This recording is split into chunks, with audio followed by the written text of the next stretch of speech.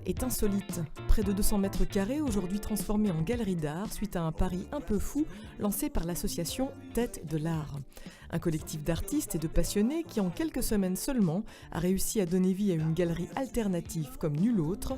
Située en plein cœur de Forbach, cette dernière se veut vivante, avec cette volonté de donner de nouvelles couleurs à la ville. Le mot essentiel, c'est l'art pour tous. C'est-à-dire qu'on ne veut surtout pas avoir une vision élitiste des choses, on ne veut pas que ce soit que des gens aisés ou des gens complètement vraiment fans d'art qui viennent systématiquement à la galerie.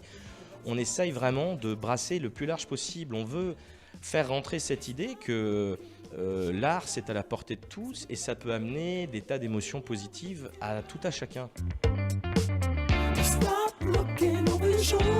Le principe c'est d'une part faire de ce vaisseau comme on l'appelle une plateforme qui permet à des artistes lorrains émergents de pouvoir présenter leur travail dans des conditions professionnelles et en même temps on crée une synergie parce qu'à chaque session, il y a 8 artistes par mois présentés, on fait venir au moins 4, 5 artistes qui sont des pointures, alors ou françaises, ou européennes, ou internationales. Autant de rencontres qui permettent au fil des expositions de tisser des liens et de constituer un véritable réseau avec des structures européennes.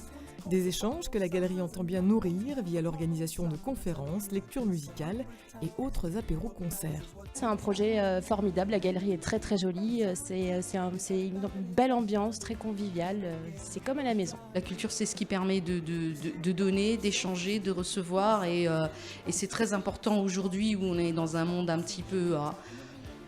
chacun est indépendant, chacun ne pense qu'à soi et là c'est vraiment une manière de donner quelque chose. Une ville comme Forbach qui déjà apparemment a la librairie de fermée et au moins là il y a quand même un travail culturel qui est fait, la culture c'est très important. Et l'on sent bien au regard du succès rencontré par la galerie que cette dernière a pallié un manque.